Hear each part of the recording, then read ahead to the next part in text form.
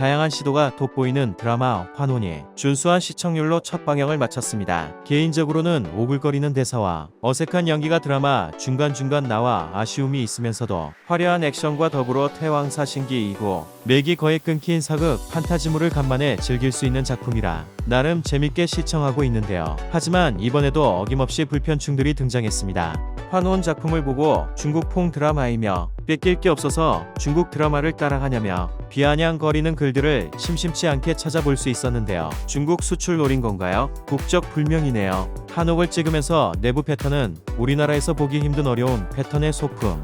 요즘 중국 사극 보고 있는데 세트가 너무 그쪽 냄새인데요. 이처럼 중국 의복, 중국식 소품, 중국식 액션이다 라는 비난 글들을 볼 수 있었습니다. 사실 중국에서는 이미 환혼처럼 사극에 도수를 쓰는 판타지 드라마가 워낙 많기에 현 시점에서는 환혼을 보면 중국 드라마가 자연스럽게 떠오를 수밖에 없다는 것은 어느 정도 공감합니다.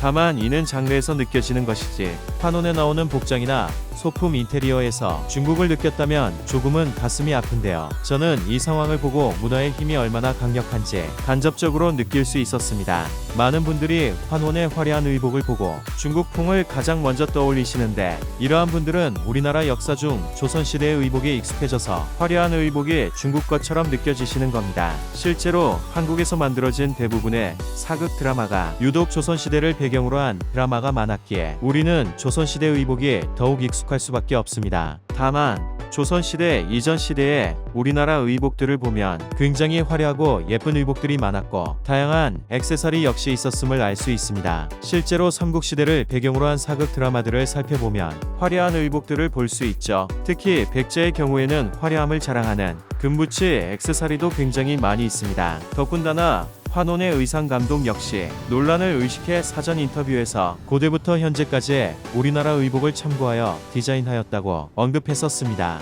중국의 의복은 전혀 참고하지 않은 것이죠. 환혼에 나오는 화려한 의복들과 액세서리를 보고 중국을 떠올리는 사람들이 많다는 것은 한국의 역사 공부가 소홀해졌다로도 생각해 볼 수 있겠습니다. 더군다나 오히려 한류 문화가 불고 한국의 사극 드라마가 중국에 넘어가면서 중국 사극의 의상 디자인도 발전된 것이지 오히려 예전 중국 사극들을 살펴보면 현재 중국 드라마와는 사뭇 다른 복장들을 느낄 수 있습니다. 어떻게 보면 오히려 중국의 동북공정에 우리의 인식이 먹혀 들어가고 있는 시발점이 아닌가 하는 걱정도 듭니다. 현재 중국에서 엄청난 양의 사극 플러스 판타지 드라마를 쏟아내면서 해당 장르가 이제는 온전히 중국의 문화인 것처럼 여겨지는데 사실 한국 역시 태왕사 신기, 전우치 등 다양한 사극 판타지 드라마가 존재했었습니다. 환혼이라는 드라마가 중국에게 먹힌 장르에서 오는 싱크로율로 인해 중국과 비슷한 느낌을 배제할 순 없지만 의복, 소품, 인테리어 등 역사적으로 중국 것을 뺏겼다라고는 생각하지 않았으면 좋겠고요. 더군다나 해당 드라마는 전통 사극이 아니라 퓨전 판타지 사극으로 애초에 역사에 없는 대오국이라는 가상의 국가를 배경으로 펼쳐지는 내용이 있기에 너무 엄중한 잣대를 들이대 불편을 토로할 필요는 없다고 생각합니다. 그런 분들은 전통 사극을 찾아 즐겨주시면 되고 불편하지 않는 분들은 환혼을 재밌게 즐겨주시면 될 것 같습니다. 해당 드라마가 역사적 사실을 왜곡하는 조선구마사 같은 내용의 드라마는 아니니까요.